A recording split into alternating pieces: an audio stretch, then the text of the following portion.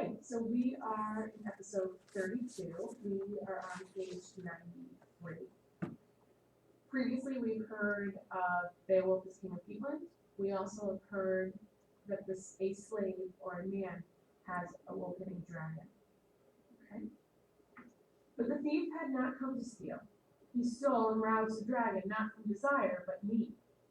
He was someone's slave, had been beaten by his masters, had run from all men's sight, but with no place to hide. Then he found the hidden path and used it. And once inside, seeing the sleeping beast, staring at it as it yawned and stretched, not wanting to wake it, terror-struck, he turned and ran for his life, taking the jeweled cup. So the slave runs away from his master because he's being beaten. He wants to go and hide, so he hides in this tower. There just happens to be a dragon there. And like almost every human, he is tempted. And he's tempted by the dragon's treasure. He's scared, and he just grabs a gem-studded cup and flees. The tower was heaped high with hidden treasure, stored there years before by the last survivor of a noble race. Ancient riches left in the darkness as the end of a dynasty came. Death had taken them, one by one, and the warrior who watched over all that remained mourned their fate, expecting soon the same for himself, knowing the golden jewels he had guarded so long could no longer bring him pleasure. He brought the precious cups, the armor, and the ancient swords to a stone tower built near the sea, below a cliff. A sealed fortress with no windows, no doors, waves in front of it, rocks behind. Then he spoke. Take these treasures, Earth, now that no one living can enjoy them. They were yours in the beginning. Allow them to return. War and terror have swept away my people, shut their eyes to delight and to within, close the door to all gladness.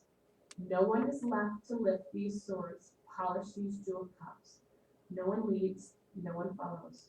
These hammered helmets worked with gold will tarnish and crack. The hands that should clean and polish them are still forever. And these mail shirts, worn in battle once, while swords crashed and blades bit into shields and men, will rust away like the warriors who own them. None of these treasures will travel to distant lands following their lords.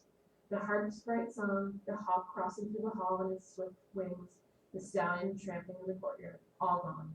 Creatures of every kind and their masters hurled to the grave. And so he spoke sadly of those long dead, and lived from day to day, joyless, until at last death touched his heart and took him too. So there is a noble dynasty. The last remaining member of that dynasty builds a tower, goes to a tower, and gives all of the jewels back to the earth. This is a pagan ritual. So on your theme tracker, under religion, this is a perfect example of the pagan religion, okay?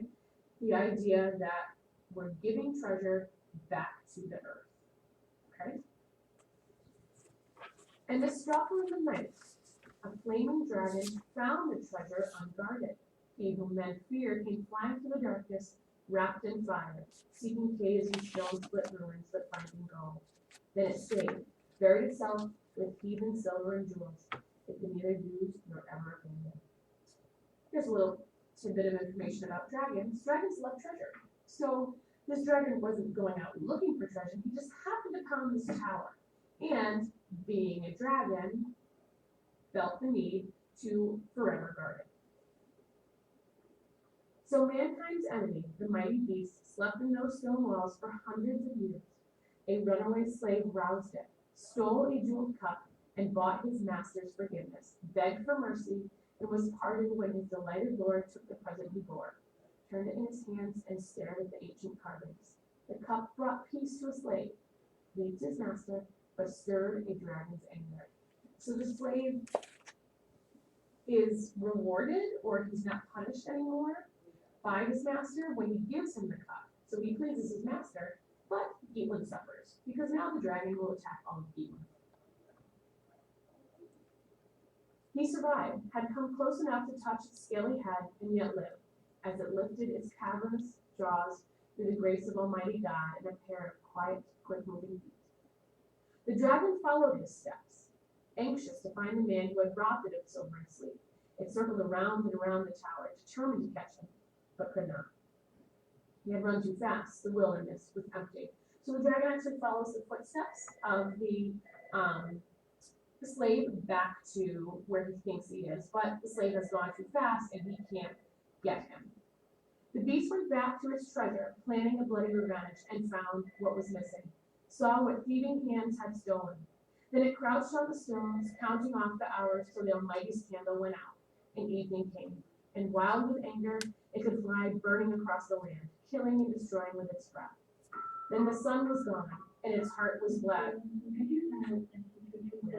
Almost done. Glowing with rage, it left the tower, impatient to repay its enemies.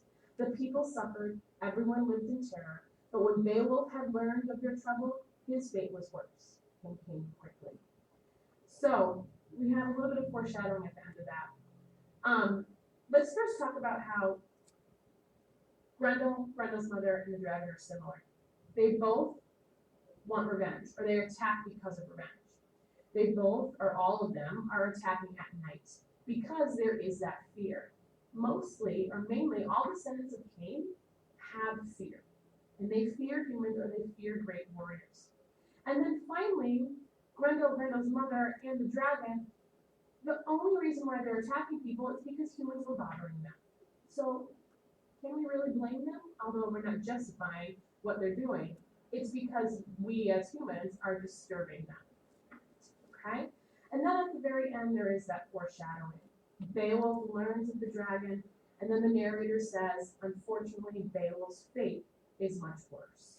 So, make sure you mark that down as foreshadowing.